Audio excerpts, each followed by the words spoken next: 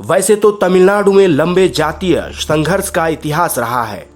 तमिलनाडु की दोनों बड़ी पार्टियों के नाम में लगा द्रविड़ शब्द उस संघर्ष का ही परिणाम है।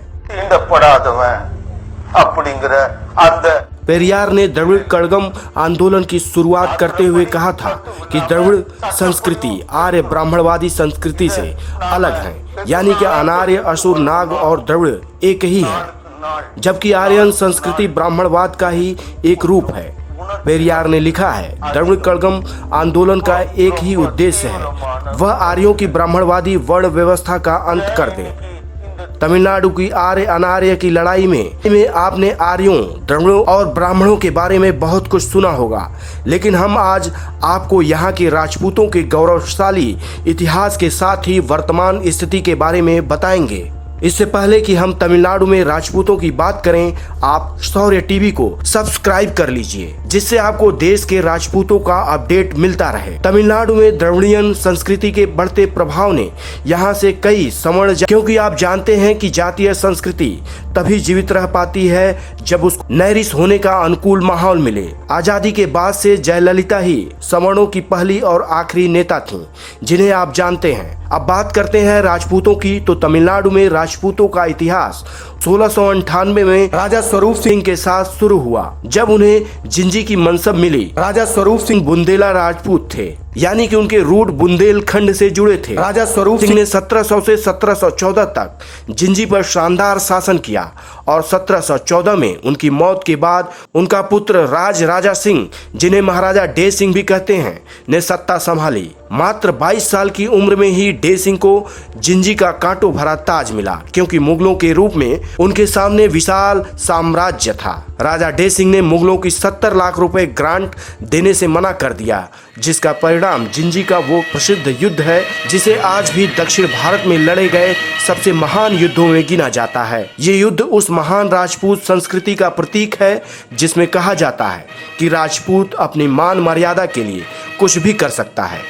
1715 के इस युद्ध में एक तरफ प्रतापी राजपूत डे सिंह थे, जिनकी सेना में मात्र 300 घोड़े और 500 सिपाही थे, जबकि नवाब की सेना में 8000 घोड़े और 12000 सिपाही। इस युद्ध को आत्मघाती जानते हुए भी डे सिंह डरा नहीं। ब्रिटिश इतिहासकारों ने जिंजी की इस लड़ाई को ट्राय ऑफ ईस्ट कहा है, या फिर इसकी तुलना करबला के युद्ध से की जा सकती है। डे सिंह और उनकी 800 की सेना ने मुगलों के 10,000 सैनिकों को मार गिराया। जिंजी किले की चट्टानों पर लड़ी गई इस भीषण लड़ाई में डे सिंह और उसका दोस्त मोहम्मद खान साथ साथ लड़े। मोहम्मद खान ने अपने दोस्त की जान बचाते हुए सिर कटाया और डे सिंह तो अपने पूरे शरीर को तीरों से छलनी हो जाने तक लड़ता रहा। इस तरह मात्र 22 साल की उम्र में वीर योद्धा ने रणभूमि में शहादत हासिल की। डे सिंह के चर्चित घोड़े 12 हजारी की शहादत भी युद्ध भूमि में ही हुई। और जब नवाब सदाअत उल्लाह जब किले के भीतर दाखिल हुआ, तब राजसी साड़ी पहने हुए रानी अपने दुधमुहे पुत्र के साथ जलती चिता में कूद रही थीं। इस रक्त रंजित और विनाशकारी युद्ध के चर्चे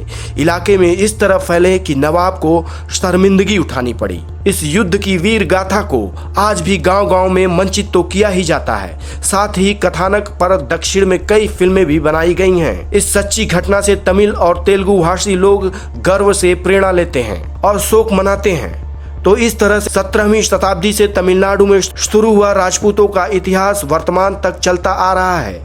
वर्तमान में इस प्रदेश में राजपूतों की संख्या लगभग 30 से 35 लाख की है। इनमें लगभग 50% बुंदेली राजपूत हैं, जिनकी जड़ें महाराजा डे सिंह से जुड़ी हुई हैं। इनके अलावा बाकी के लोग कामकाज के सिलसिले में वहां पहुंचे और वहीं के ही हो गए। राजपूतों की सबसे अधिक आबादी राजधानी चेन्नई में रहती है। इसके अलावा विल्लुपुरम, कृष्णागिरी, वेल्लूर, कोयम्बटूर, कोडलूर में इनकी संख्या ज्यादा है।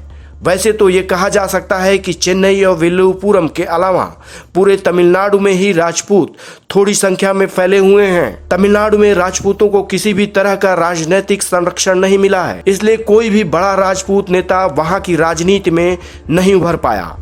कुछ राजपूतों के पास जो जमींदारी थी वो भी खत्म हो गई, यानी कि अब वहां के राजपूत व्यवसाय और नौकरियों में ज्यादा हैं। खेती इनका प्रमुख पेशा नहीं है। तमिलनाडु के राजपूतों की प्रमुख मांग ये है कि उन्हें अल्पसंख्यक का दर्जा दिया जाए, लेकिन आप जान ही रहे हैं कि अपनी कम संख्या और द्रविड़ आंदोलन ने इनकी ये आवाज दबा सी रखी है।